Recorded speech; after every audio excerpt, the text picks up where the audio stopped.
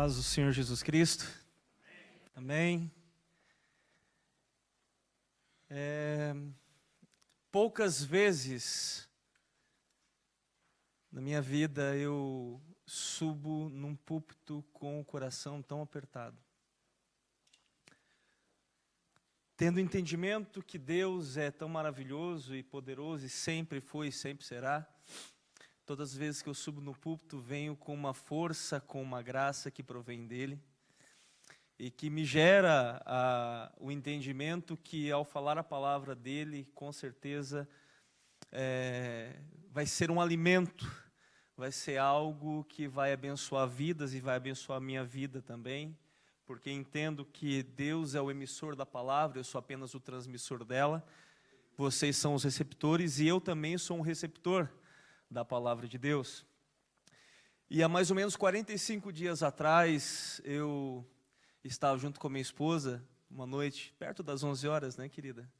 E nós estávamos ali a conversar sobre a palavra, estávamos a falar, e de repente, a minha esposa é uma mulher de Deus, é uma mulher que entende as coisas espirituais, e ela não é muito expansiva. Ela é muito calminha, quem já conversou com ela sabe que ela fala da parte de Deus sem fazer muito alarde. E ela olhou para mim e disse assim, Mateus 15. E Deus deu para ela a palavra e eu li todo o texto. E esse texto falou muito ao meu coração. E naquele momento Deus me deu uma palavra maravilhosa. Só que ela não tinha sido permitido pela parte do Senhor de ministrar. Não tive oportunidade dada por Deus para ministrar, e ela ficou guardada. Então fui para vários lugares, ministrei em vários outros lugares outras palavras que o Senhor tinha dado, e quando fui convidado para estar aqui mais uma vez ministrando, o Senhor disse para mim, isso ainda ontem, quando fui convidado, e o Senhor falou, é essa palavra, e eu quero que você ministre essa palavra.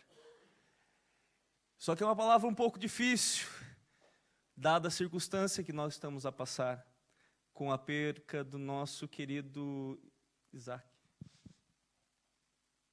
E saber que dói no coração de todos nós, porque amamos aquela família. Então eu gostaria que você tivesse seus corações abertos e ouvisse o que Deus quer ensinar através dessa palavra. E que a gente possa olhar para o Senhor e no meio de tudo isso poder dizer, por confiança, louvado seja o nome do Senhor. Há coisas que nós passamos e só entendemos o dia 1º de dezembro de 2023. Mas o Alfa e o Ômega, o que conhece o ontem e o hoje como se fosse uma coisa só, sabe por que tudo isso está acontecendo. E a nossa fé é que faz crer que Ele é perfeito. E louvado seja o nome do Senhor por isso. Então nós iremos aprender um pouco da palavra do Senhor e acredito que Deus vai falar ao nosso coração. Gostaria que você abrisse junto comigo o texto que está no livro de Mateus, primeiro livro do Novo Testamento. O capítulo é o capítulo de número 15. E nós leremos o versículo 21 até o versículo 28. E dentro desse texto, Deus vai falar ao nosso coração e nós iremos trabalhar e compreender e buscar da parte do Senhor uma forma de absorver como é o processo para que alguém que nós amamos seja liberto. Como é o processo para alguém que nós amamos encontre realmente a total liberdade. Ok? E essa total liberdade nós só podemos ter em Cristo. O texto começa assim, Mateus capítulo de número 15, versículo de número 21. Diz assim, saindo dali, Jesus foi para a região de Tiro e Sidom. E eis que uma mulher cananeia, que tinha vindo daqueles lados, clamava, Senhor, filho de Davi, tem compaixão de mim. Minha filha está horrivelmente endemoniada. Jesus, porém, não lhe respondeu palavra. Então os seus discípulos, aproximando-se, disseram, mande-a embora, pois vem gritando atrás de nós. Mas Jesus respondeu, não fui enviado senão as ovelhas perdidas da casa de Israel. Ela, porém, veio e o adorou, dizendo: Senhor, me ajuda. Em outras traduções, Senhor, me socorre. Jesus respondeu então àquela mulher: não é correto pegar o pão dos filhos e jogá-los aos cachorrinhos. Ela, porém, veio e o adorou, versículo 27, e a mulher disse: é verdade, Senhor, pois os cachorrinhos comem das migalhas que caem da mesa dos seus donos. Então Jesus exclamou: mulher, que grande fé você tem! Que seja feito como você quer. E desde aquele momento a filha dela ficou curada. Amém pela palavra? Amém. Fecha seus olhos. Pai, aqui está a tua palavra, Pai, aqui está o teu povo, aqui está o Deus, quem o Senhor escolheu essa noite para ministrá-la. Reconhecemos, ó Deus, de tanto quem fala ou como quem ouve nessa noite, ó Deus, precisamos da tua ajuda. Precisamos, ó Deus, do teu socorro. E eu sei, ó Deus, conforme o Senhor tem consolado o meu coração nesses últimos momentos, eu sei, ó Deus, que o Senhor falará poderosamente, ó Deus, porque a tua palavra, ela é viva e eficaz. E ela vai, ó Deus, penetrar o nosso coração e vai nos dar a direção. Ela vai nos dar, ó Deus, uma orientação. E eu rogo a ti, ó Deus, que em nome de Jesus nada se perca, mas que tudo seja aproveitado e que o nosso coração saia daqui, Pai, compreendendo e compreendido quem tu és e o que tu fazes. Nós oramos em nome de Jesus. Queridos, nós iremos trabalhar nessa noite, podeis assentar, nós iremos trabalhar essa noite o versículo 22 inicialmente. Eu gostaria que colocasse ali novamente o versículo 22, na versão revista e atualizada, se for possível.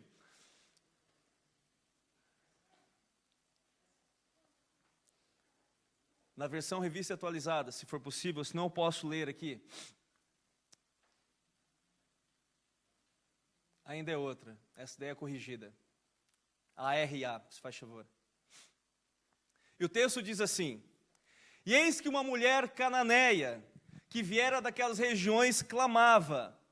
E ela dizia assim: Senhor, filho de Davi, tem compaixão de mim, porque a minha filha está horrivelmente endemoniada. Tendo como fundo e importante que nós entendamos essa noite, aquela mulher estava numa situação totalmente contra ela. Primeiramente, ela era uma mulher. E ali em nenhum momento fala que estava ali o esposo dela, ou estava alguém que pudesse suportá-la, ou dar aquele apoio, ou ser alguém que gerasse sobre ela um tipo de influência, né? Alguém que pudesse respaldá-la dizendo: não, essa aqui é a minha filha, ou essa daqui é a minha esposa, ou essa daqui é a minha prima. Alguém que pudesse ser o elo que ligasse uma conversa com outro homem. Porque não era normal uma mulher ter uma conversa diretamente assim com outro homem. Só que não havia apenas a problemática dela ser uma mulher, ela também era uma mulher cananeia.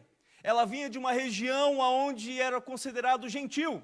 E é importante que toda vez que nós falamos gentil, e você sabe, você já foi ensinado, e se ainda não foi, é importante saber que gentil é todos aqueles que não são judeus. Ou seja, quando você, na Bíblia é dito sobre os gentios, fala aqueles que não são judeus, que não são escolhidos. É fato que Deus tem uma obra na vida dos gentios, porque Jesus veio para os seus e os seus não receberam, mas todos quanto receberam, Deus deu-lhe o poder de serem feitos filhos de Deus.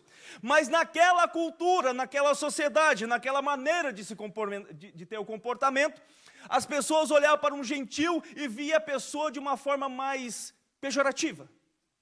Alguém que era jogado lá embaixo. Se hoje nós fôssemos usar outra palavra para gentil, nós usaríamos a palavra gentalha. Era alguém que não tinha valor nenhum. Era um povo sem significância. É um povo que não tinha história, que não tinha um Deus, que não tinha os milagres, que não tinha um tabernáculo, que não tinha sacerdotes, que não tinha profetas, que não tinha um cuidado zeloso de um Deus que criou os céus e a terra. Então o judeu, ele tinha uma soberba de certa forma, e ainda muitos nos dias de hoje ainda tem essa soberba, que quando olha para alguém que não é judeu, que não tem a sua genealogia baseado em Abraão, ou baseado nos 3 filhos de Noé, ou baseado nas promessas que foi feito para Abraão, para Isaac, para Jacó e assim por diante, as 12 tribos de Israel, você observa que eles têm uma soberba. Então essa mulher tinha algumas coisas contra ela. Era uma mulher, ela era cananeia, era gentalha, né? Mas ela tinha um problema ainda maior. Um problema que deixava ela, esses dois outros problemas ou coisas contra ela. Ela tinha uma filha que estava endemoniada.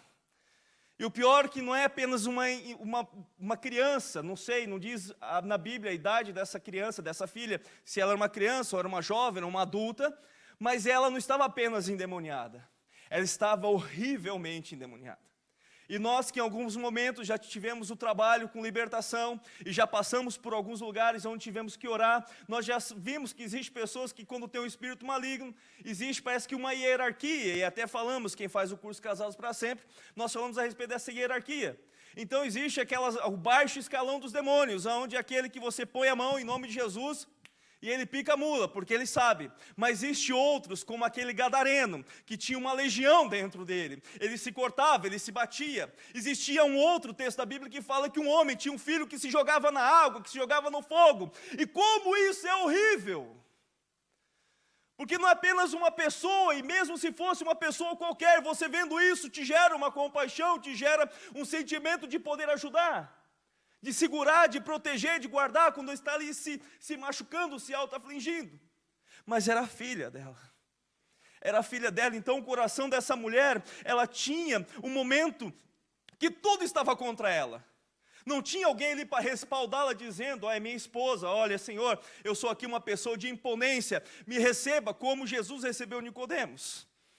Ela não era judia, porque até sendo uma judia, mas sendo uma mulher, ela poderia talvez dizer, olha, eu também sou da descendência, eu tenho aqui algo que nos faz semelhante, porque eu sou judia, eu sou judeu também, então, por favor, eu sou das ovelhas que o Senhor veio para buscar. Mas ela também era uma pessoa preterida, porque ela tinha uma filha, que estava horrivelmente endemoniada. E eu faço uma pergunta, quanto custa a libertação de alguém? Quanto custa para que alguém seja liberto? Você já teve a experiência, você já passou por isso? Se não passou, é normal que você venha passar, porque a palavra de Deus diz que esses milagres acompanharão os que creem, nós iremos expulsar demônios. Mas se já teve essa experiência de conhecer alguém, visitar alguém, ou ter alguém até um parente distante, ou alguém que você conhece, um amigo seu, que estava nas garras do diabo, que estava ali debaixo de uma opressão, se pudesse ter um preço, qual seria o preço para pagar? Para que essa pessoa fosse liberta. Eu sei que nos dias atuais há pessoas vendendo exorcismos, há pessoas vendendo libertações, mas eu posso te garantir que isso não custa absolutamente nada. Mas existe um processo que deve ser feito, existe um caminho que deve ser percorrido, existe alguns passos que devem ser dados, existe reconhecimento que deve ser atribuído.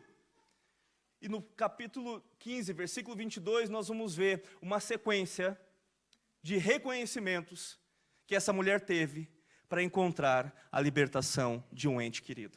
Amém por isso? O texto diz assim, que esta mulher, essa cananeia, que vinha daquelas regiões, ela clamava. E a primeira coisa que eu observo para que você tenha o resultado da libertação de alguém é o clamor.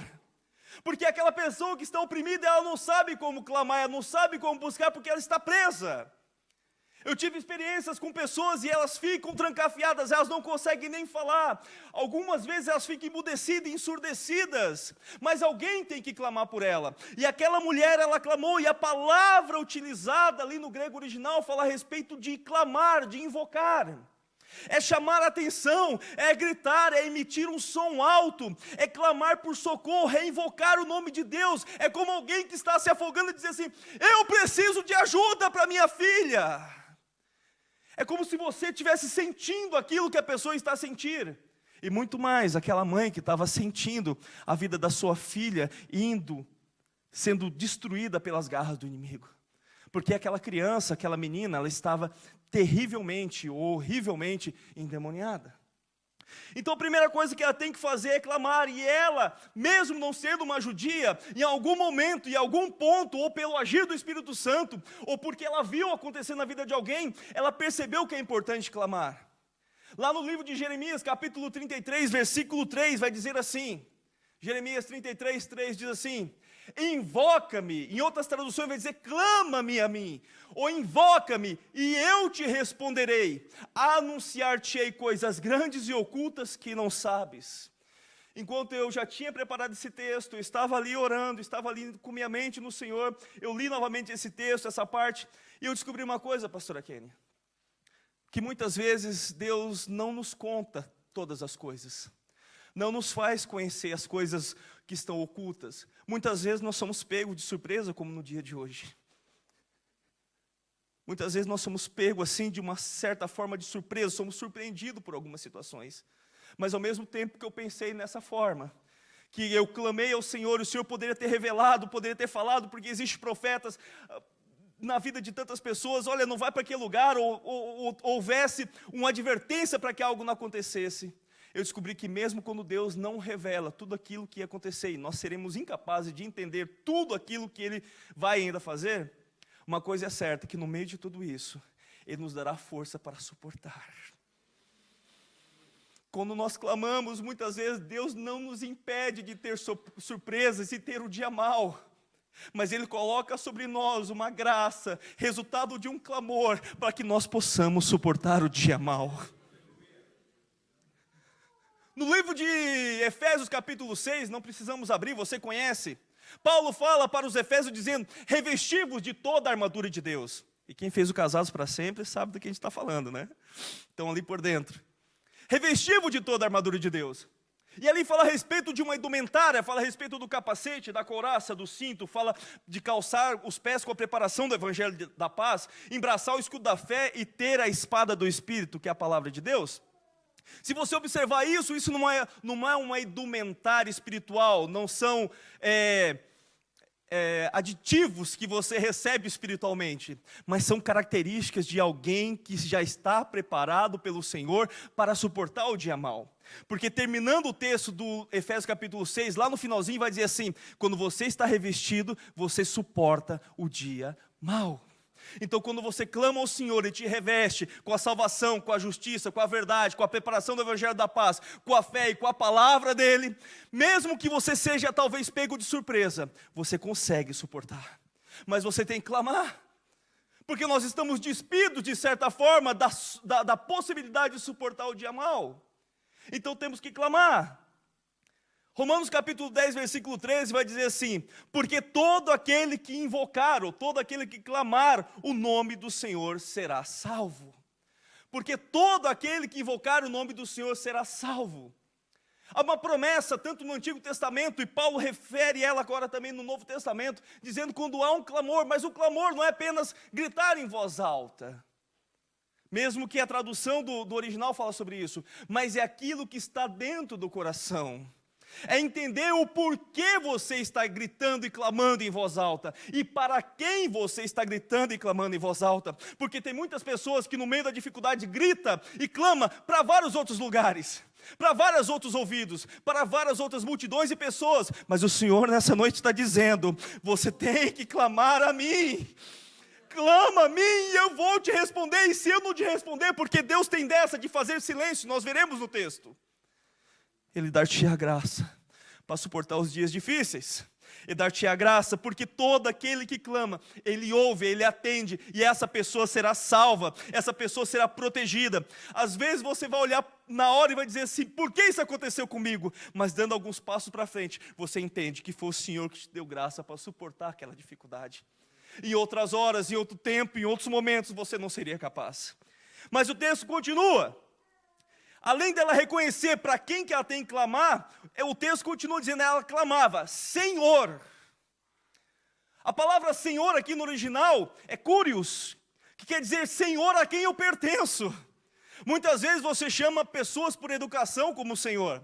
Eu tive um momento esses dias atrás numa empresa que eu fui, que faz parte também da minha empresa, eu cheguei lá para uma pessoa que parecia que tinha um pouco mais de idade do que eu, apesar que eu acho que não sou uma pessoa que tem muita idade, mas o cabelo branco e a barba branca sempre me denuncia. E eu cheguei para ela e falei assim, ó, senhora fulana de tal. E ela olhou para mim e disse, não me chama de senhora. Eu disse, isso é culpa da dona Ivete. Daí ela perguntou, quem é a dona Ivete? Eu disse, é minha mãe. Minha mãe me ensinou a ter bons modos. Mas quando eu chamei ela de senhora, ou chamo um patrão de senhor, ou um chefe de senhor por causa de respeito, ou um doutor, ou alguém assim, eu não considero essa pessoa pertencente que eu pertenço a ela. Eu não considero ela alguém que domina sobre a minha vida. Mas quando essa mulher clamava e dizia Senhor, a palavra que é utilizada ali é dizer Senhor, eu pertenço a Ti. A minha genealogia diz que eu não pertenceria à casa de Israel. A minha genealogia dizia que eu não pertencia a este grupo seleto do povo de Deus. Nós não tínhamos esse privilégio. Mas olha, quando eu te digo Senhor, eu estou me colocando debaixo dessa tua mão. Eu estou colocando-me debaixo do teu senhorio. Eu estou reconhecendo quem o Senhor é. Eu estou reconhecendo que o Senhor faz na vida das pessoas que confiam em Ti. E logicamente, lá em João capítulo 13, versículo 13, o próprio Senhor Jesus Cristo fala algo ao respeito dele. Dificilmente Jesus vai falar palavras a respeito dele, porque ele sempre prefere que as pessoas o testifiquem. Mas lá em João capítulo 13, 13, ele diz assim, vós me chamais de mestre e Senhor, e dizeis bem, porque eu sou. Algumas vezes na Bíblia, eu acho que está escrito 7 vezes no livro de João, Jesus fala, o eu sou. E quando ele fala assim, o eu sou, ele está dizendo, é verdade. Eu sou mesmo esse Senhor, só eu mesmo consigo dominar, cuidar e resolver os teus problemas. Mas o caminho para que essa mulher encontrasse a libertação de um ente querido, no caso dela, de uma filha, primeiramente ela clamou, e depois ela reconheceu o senhorio de Jesus. E é muito difícil nós termos esse reconhecimento. É muito difícil porque nas águas boas, nos dias tranquilos, nos dias que você está todo pomposo e todo fanfarrão e todo para frente, muitas vezes nós nem lembramos quem é o Senhor. Mas chega algum momento da nossa vida que nós olhamos para nós mesmos e vimos, precisamos de alguém para nos ajudar. Há muitos livros sendo vendidos aí nas livrarias que são livros de autoajuda. E eu gosto de dizer que nós precisamos de ajuda do alto. Porque o salmista lá no Salmo 121 diz assim, elevo meus olhos para os montes, de onde virá o meu socorro? Ele faz uma pergunta retórica, mas ele mesmo responde, ou o Senhor responde através da boca dele. O seu socorro vem do Senhor, Criador dos céus e da terra. Então reconhecer quem é o Senhor, é clamar, é reconhecer quem é o Senhor. Provérbios, capítulo 3, versículos 5 e 6.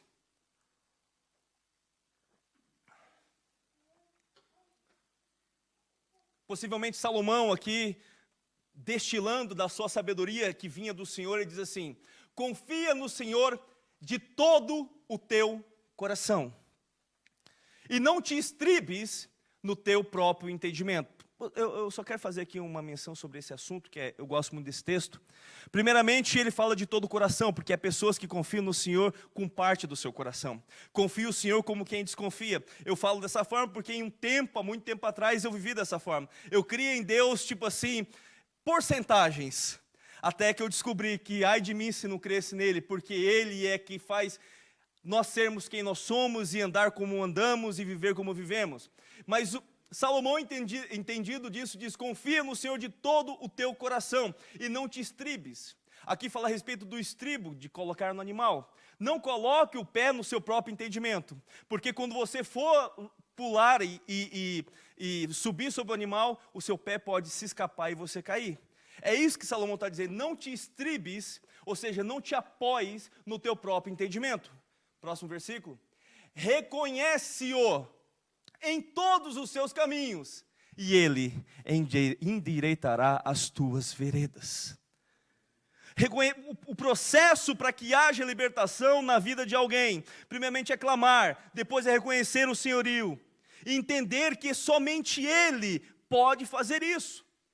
É reconhecê-lo diante das dificuldades.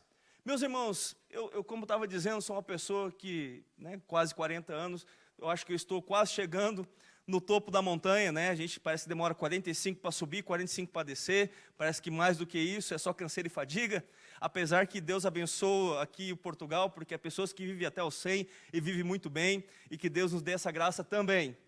Mas eu fico pensando nessa minha caminhada, que muitas vezes nós não reconhecemos o Senhor como deveríamos. E todas as vezes que eu dei com os burros na água, todas as vezes que eu errei, todas as vezes que eu falhei, todas as vezes que eu cometi algo que foi mal para a minha vida e teve resultados terríveis, foi quando eu não reconheci. Foi quando eu pensei que eu era o suficiente, sabe, Daniel? Quando eu comecei a olhar para mim mesmo e dizer assim, eu sou o bom, eu sou o bom, eu sou o cara, esse cara sou eu. E eu descobri que eu não sou o cara, porque se eu pensar que eu sou o cara, eu dou com minha cara no chão. Mas quando eu reconheço que Ele é o Senhor, que Ele é o Salvador, que Ele é o que pode, Ele é o que faz, Ele é o que muda, Ele que me pega do império das trevas e me transporta para o reino do Filho do seu amor. Quando eu reconheço Ele nos meus caminhos, todas as minhas veredas são endireitadas. Amém por isso? Amém. Filipenses capítulo 2, versículo 9 até o 11. Paulo agora dizendo para a igreja que se encontra na cidade de Filipe. Está escrito assim, nós leremos alguns textos hoje, tá? E isso é bom, amém por isso? Amém. Filipenses 2, 9 a 11 diz assim, pelo que também Deus, falando sobre Jesus, o exaltou sobremaneira e lhe deu o nome que está acima de todo nome, para que o nome de Jesus, para que ao nome de Jesus se dobre todo o joelho, nos céus, na terra, embaixo da terra, e toda língua confesse que Jesus Cristo é Senhor, para a glória de Deus Pai. Toda vez que nós reconhecemos o senhorio de Jesus na nossa vida, entendemos que a Ele nós pertencemos, nós estamos adorando o Senhor. Se você observar, é apenas uma questão, eu posso dizer técnica, no versículo 9, você vai ver assim, ó, versículo 9. Pelo que Deus também o exaltou sobremaneira e lhe deu o nome acima de todo o nome. Observa que a última palavra nome não está no plural, porque o normal seria que Deus deu o nome para Jesus acima de todos os nomes. Antônio, Pedro, Paulo, Joaquim, Fernando e assim por diante, Nuno, Rita e assim por diante. Mas se você observar aqui, fala a respeito do nome acima de todo nome. No Antigo Testamento ninguém citava o nome de Deus. Era apenas 4 letras e ninguém poderia pronunciá-lo. Tanto que Deus era chamado pelos seus aditivos. Senhor dos exércitos. Senhor que cura, Senhor minha bandeira, Senhor minha salvação, Deus que provê. Então Deus tinha característica daquilo que Ele fazia. Então não se falava o nome, essas 4 letras que foi revelado quem Deus é, o eu sou. Mas quando Jesus vem, que Ele e nele converge tudo que é da criação, tudo que é de Deus, Paulo está explicando para a igreja de Filipe, assim, este nome está acima de todo nome, porque você quer adorar Deus de verdade, então reconheça que este nome, Jesus, é Senhor, é Curios, é aquele que é a quem você pertence. Amém por isso? Só que o texto não para, ela clamou, ela diz, Senhor, e ela continua, filho de Davi. Agora tem que reconhecer da onde Jesus vem. Havia uma profecia, e não apenas uma, mas várias no Antigo Testamento, dizendo que da descendência de Davi viria o Senhor, o Rei, aquele que libertaria, aquele que salvaria. Tanto que o nome Jesus vem do nome Josué, que quer dizer o Senhor salva. Então essa mulher, ao gritar, ela dizia assim, ela clamava, Senhor, filho de Davi. E eu comecei a entender o texto, e eu vou pesquisar, e eu estava lembrando aquilo que Davi fez. É fato que Davi fez coisas maravilhosas, ele matou muita gente em prol do reino de Saul. Ele matou Golias, ele matou um urso, matou um leão, ele salvou ovelhas da boca de animais ferozes. Ele fez grandes batalhas, ele guerreou, ele entrou em guerras e ganhou sem levantar a espada, porque Deus colocou uma confusão lá no arraial do inimigo. Mas tem uma coisa que Davi fazia, que não havia alguém que fazia antes que ele. A Bíblia diz que este Davi, ele tocava uma harpa. E ao ele tocar essa harpa, havia um espírito maligno sobre Saul. E lá em 1 Samuel, capítulo 16, versículo 23, dizia que quando Davi tocava aquela harpa, aquele demônio que atormentava Saul se acalmava e saía de perto de Saul. E sucedia que quando o espírito maligno da parte de Deus, isso podemos explicar em outra altura, vinha sobre Saul, Davi tomava a harpa e dedilhava. Então Saul sentia alívio e se achava melhor, e o espírito maligno se retirava dele. É possível que essa mulher, que a Bíblia não diz o nome, mas que era uma mulher cananeia, que não era judia, que estava naquela situação tão adversa, que tinha uma filha endemoniada, reconheceu que se Jesus é filho de Davi, é da descendência de Davi, teria sobre ele o mesmo legado de expulsar demônios. Você está entendendo isso? Eu sei que a noite está difícil para você, está difícil para mim, mas nós temos que entender que a palavra de Deus está sendo ministrada e que nosso coração possa estar entendendo que talvez você possa ajudar alguém e ter um processo de reconhecer coisas para que vidas sejam libertas. E essa mulher, ela pode ter pensado que na história de Davi, que todo mundo conhecia, Davi era o que tinha autoridade, através de dedilhar uma harpa, de tocar um instrumento, e o demônio saía da vida do rei. Ou talvez ela pode ter ouvido em algum momento a história de um cego, que estava na beirada da rua. E o nome desse cego era Bartimeu. E ele gritava, lembra o que ele gritava? Lá em Lucas 18, versículo 38 e 39, ele gritava: Jesus, filho de Davi. Jesus, filho de Davi. Por que tinha que dar essa referência? Porque reconhecia que aquele era o Messias, que aquele era o ungido, que aquele era o Cristo, que aquele é o que viria e faria a diferença. Só entende o poder de um clamor quem precisa e o socorro para a vida daquela pessoa. Aquela mulher não tinha mais o que fazer. Ela não tinha mais forças em si, ela precisava que sua filha fosse liberta. E ela entendeu que se ela clamasse ao senhorio de Jesus e entendesse que Jesus é filho de Davi, algo que aconteceu na vida daquele cego poderia também ser um milagre na sua vida. Porque aquele homem gritava: Jesus, filho de Davi, tenha compaixão de mim. E os que iam na frente repreendia para que ele se calasse. Ele, porém, cada vez gritava mais: Filho de Davi, tem misericórdia de mim. Está vendo que existe uma semelhança entre esse texto de Lucas e também o texto de Mateus 15? Porque da mesma forma, os discípulos também diziam para aquela mulher: olha, Senhor, despede ela para que ela se cale.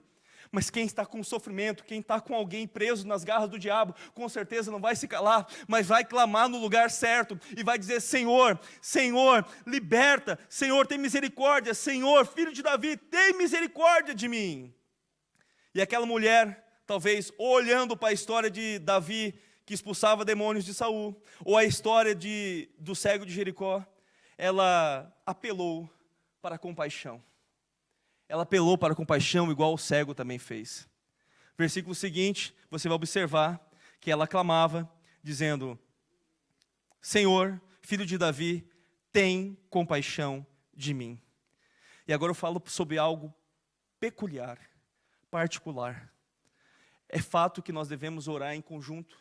É fato que nós devemos fazer oração, porque a Bíblia fala que existe bênçãos que Deus derrama quando o povo está reunido. Mas há situações que você deve interceder por você. Há a situação que você deve interceder para o Senhor observar a sua situação. Aquela mulher diz assim: Senhor, tem compaixão de mim. Olha a minha situação. Eu sei que eu não mereço, eu sei que eu sou uma mulher, eu sei que eu não sou judia, eu sei que venho do lugar onde é um povo que não te merece. Mas por favor, tem misericórdia de mim. E talvez em algum momento aquela mulher deve ter ouvido falar o que está em Mateus 23, 37, onde o próprio Senhor Jesus Cristo, ele diz assim: Jerusalém, Jerusalém, que matas os profetas e apedreja os que te forem enviados. Quantas vezes quis eu reunir os teus filhos como a galinha junto os pintainhos debaixo das asas, mas vocês não quiseram. Então Jesus é cheio de misericórdia.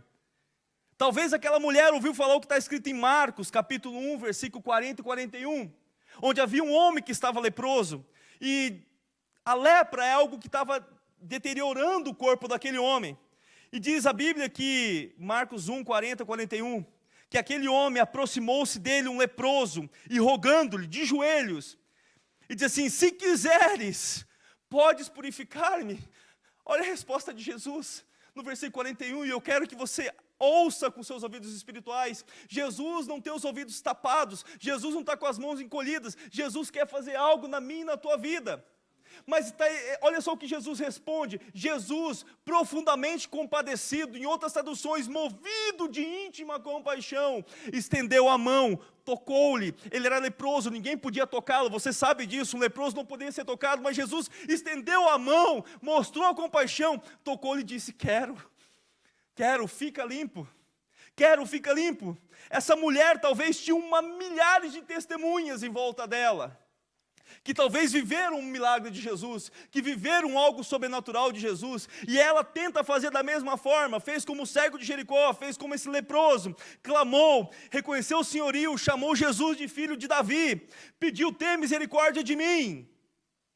E o texto continua, volta lá para mim, Mateus 15, 22. Mateus 15, 22, olha só o que acontece depois que ela faz tudo isso. Ela explicou a situação dela.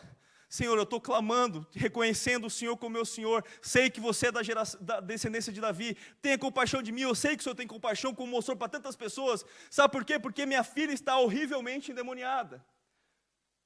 O quinto reconhecimento foi reconhecer que ela precisava, que ela não conseguia, que ela não tinha capacidade nenhuma de conseguir expulsar aquele demônio, que não tinha capacidade nenhuma de reter e ter de volta a sua filha nos seus braços. Sabe o que é ter uma pessoa que tem a cara do seu filho, talvez o nome do seu filho, a aparência do teu filho, a roupa do teu filho, mas você olha nos olhos e não é mais o teu filho? Aquela mulher passou por isso. E ela reconheceu que ela estava numa situação que a sua filha estava totalmente endemoniada. Agora vai no versículo 23. Ele, Jesus, escute, Jesus, porém, não lhe respondeu palavra. E agora eu quero que você dê atenção, eu sei que a noite é difícil, mas às vezes o silêncio de Deus é uma grande resposta. Talvez o silêncio de Deus seja para trabalhar na nossa confiança, e a nossa esperança e a nossa fé. Às vezes você clama, você faz todo o processo que o pastor te ensinou, clama, reconhece que Ele é teu Senhor, fala a respeito que Ele é filho de Davi, pede para Ele ter compaixão de você, reconhece que a sua filha está endemoniada, e de repente, no versículo 23, Ele, Jesus, não lhe responde palavra. Nem olhou para ela, pastora Kênia. Parece que Jesus não via ela no meio daquela situação.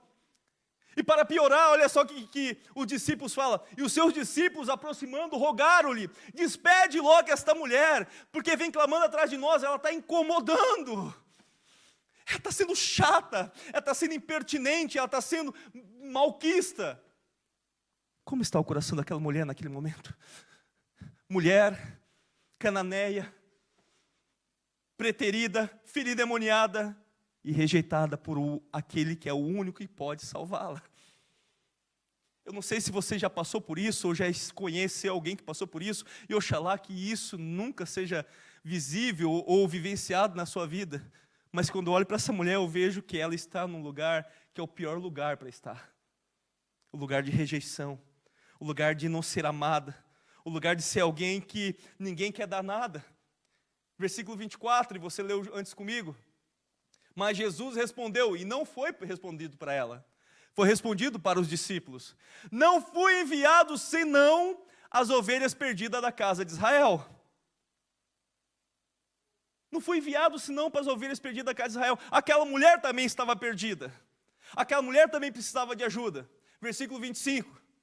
Mesmo no meio de toda aquela situação, amados irmãos e irmãs que me ouvem nessa noite, ela, porém, esquecendo por ser mulher, esquecendo por ser cananeia, esquecendo por algum momento, né, a sua rejeição, por não estar sendo atendido pelo mestre, o único que poderia salvá-la, ela veio e o adorou, e dizendo: Senhor, socorre-me. Ela não fez ali: Senhor, o Senhor tem que me ajudar, só você pode me... Ela não fez ali uma rasgação de coisas, ela apenas o adorou.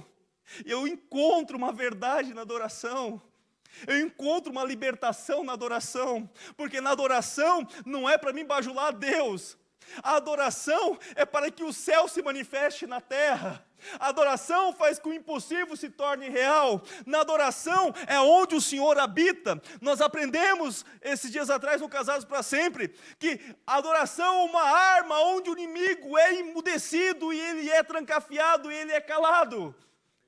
Lá estava Paulo e Silas na prisão, e estavam ali açoitados e machucados, estavam ali perto da meia-noite. Você conhece o texto, Atos capítulo 16. E aquele homem, ele estava com tudo doendo, mas a garganta deles ainda podia louvar, e os dois começaram a louvar o Senhor. E o que aconteceu? Perceba que mesmo que seja algo físico que aconteceu naquele momento, perto da meia-noite, pode se tornar também algo espiritual. As correntes se quebraram, as cadeias caíram por terra, os grilhões foram jogados ao chão, as portas se abriram e eles puderam ser livres, porque eles adoraram. Então há reconhecimentos que devemos fazer, mas às vezes o Senhor diz palavra nenhuma para nós, resposta nenhuma, mas nós não devemos desistir, mas devemos, porém, se dobrar diante dEle e adorá-lo, porque a adoração liberta. A adoração faz os céus vir até a terra, a adoração faz mudar a sua situação, a adoração faz com que a tristeza que habita no seu coração neste momento, ou nos dias que virão, faça se tornar, não, o Senhor sabe de tudo, o Senhor conhece todas as coisas. Adorar é reconhecer que mesmo que eu não entenda, Ele tem a melhor opção, Ele tem a melhor solução. Na verdade, Jesus não é a melhor opção ou a melhor solução, Ele é a única solução. Você entende isso, meu irmão, minha irmã? E aquela mulher, não sei como, não sei de qual forma, tinha algo dentro dela que muitas vezes falta nos dias de hoje. Ela veio e adorou, dizendo: Senhor, socorre-me. Versículo 26. Então ele, daí respondendo-a, disse: não é bom tomar o pão dos filhos e lançá-los aos cachorrinhos. Jesus chamou ela de cachorrinha. Você entende isso? Às vezes Jesus até parece que nos trata mal. Jesus parece que às vezes não nos dá somente festinha, às vezes ele nos dá chicotada, mas entenda por quê. Porque só quando aperta a azeitona, Vini, é que sai o azeite. Só às vezes quando nós somos moídos, é que sai a verdadeira adoração ao Senhor.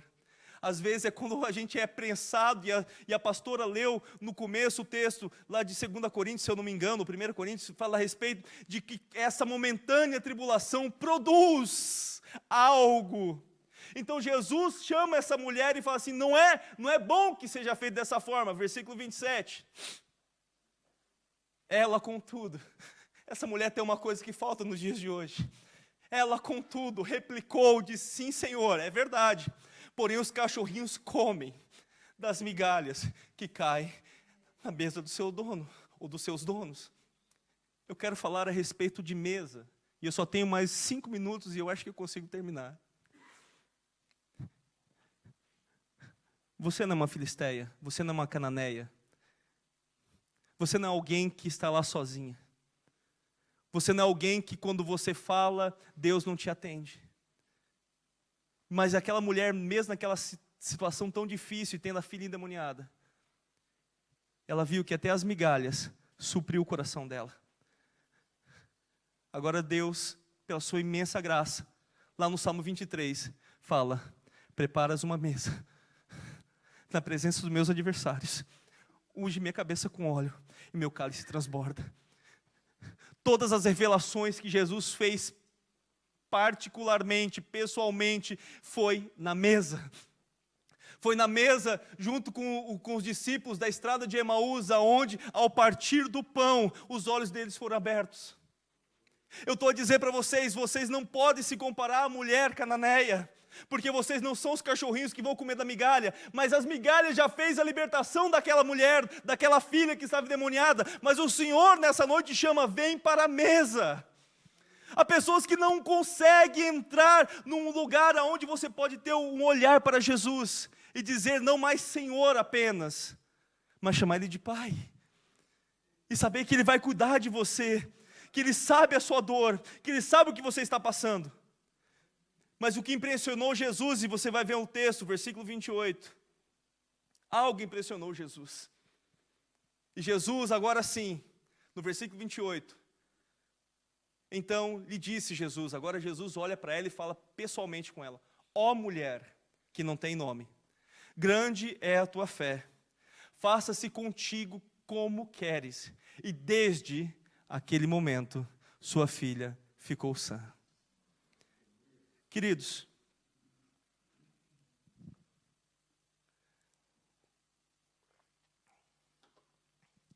a fé, sem a qual ninguém pode agradar a Deus, é um fator que muda a vida de qualquer pessoa. Tanto de alguém que não era bem-vindo ao povo de Israel, como aqueles que são filhos de Deus. Todos nós precisamos ter fé. Mas o interessante é que aquela mulher, ela vinha de uma terra, ou de duas terras, e você vai ver no versículo 21, da terra de Tiro e da terra de Sidom.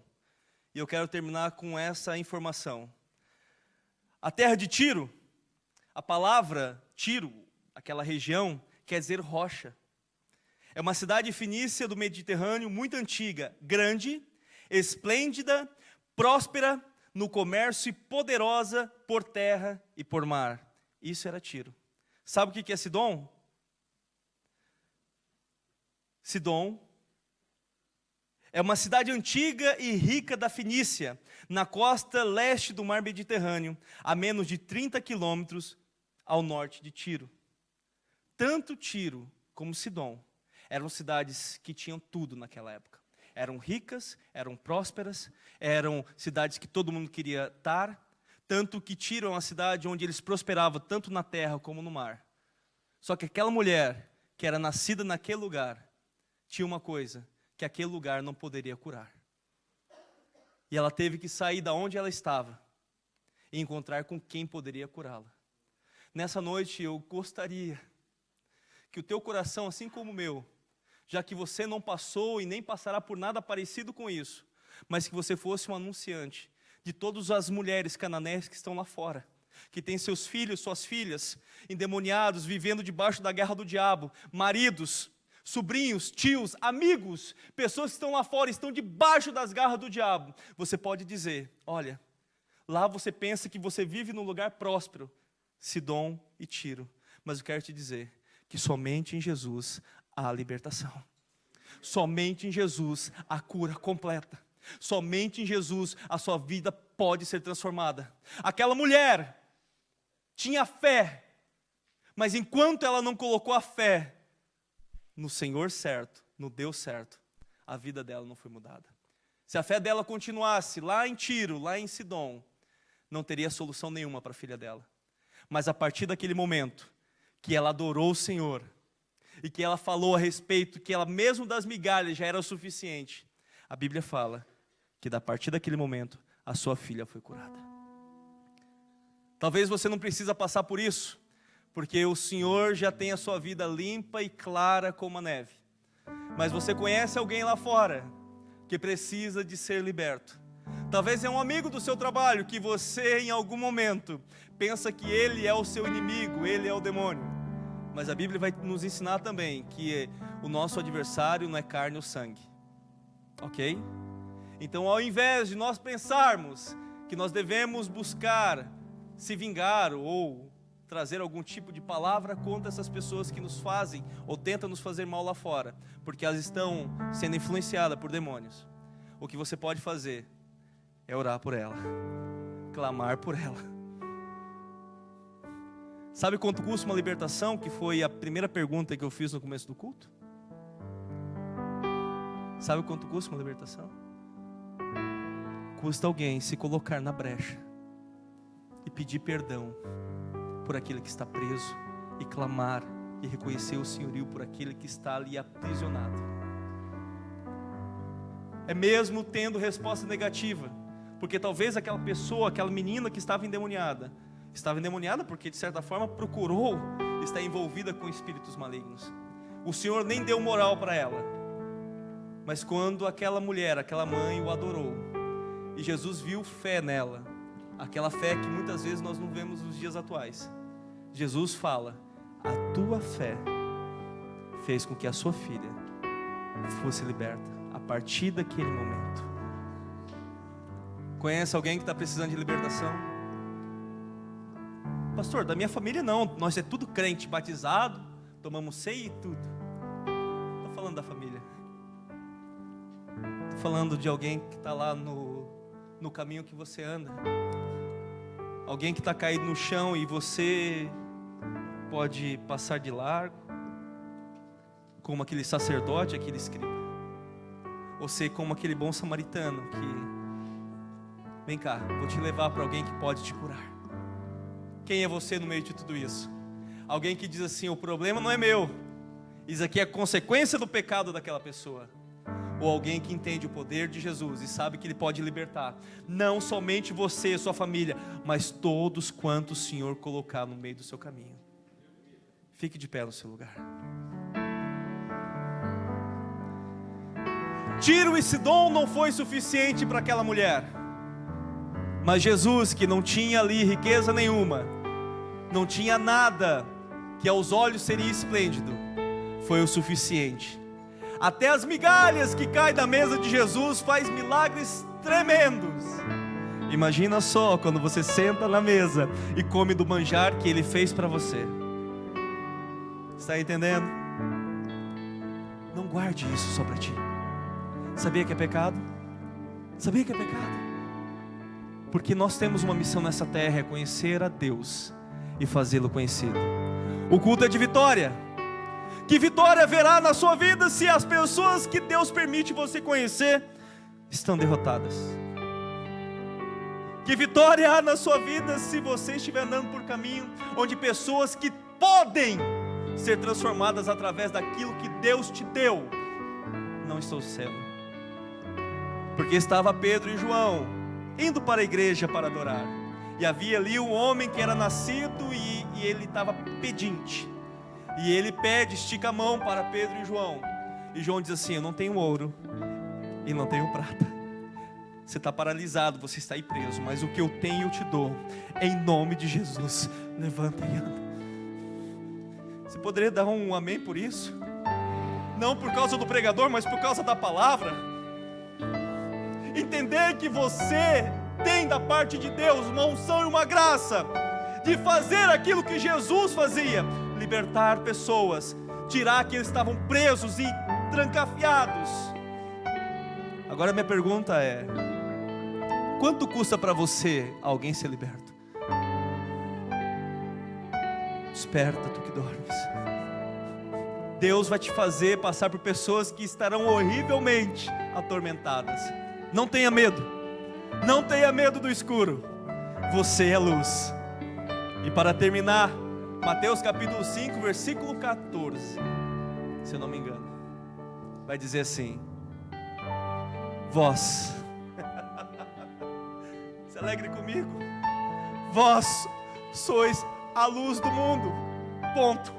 Você não pode ser, tu não serás, ou talvez você seja. É uma afirmação, e essa afirmação está escrita pelas palavras de Jesus. Foi Jesus que diz: vós sois a luz do mundo, ponto. Depois, não se pode esconder uma cidade edificada ou iluminada sobre um monte. Ela tem que aparecer, ela tem que ser visível. Deus colocou algo em você, uma unção, uma graça, para despedaçar os grilhões que prendem pessoas naquele mundo. Sabe quem faz isso com muita vontade? Quem um dia esteve lá. Você vai querer quanto mais ir lá arrebatá-las do fogo, arrebatá-las do inimigo, para que elas sejam libertas como um dia você foi. É um culto de vitória. Que a nossa vida não venha ser uma vida de derrota, onde nós vemos pessoas presas, mas Deus nos deu autoridade pelo nome de Jesus para libertá-las. Nós iremos adorar o Senhor, e no final nós iremos orar e entregar esse culto coletivo ao Senhor, em nome de Jesus.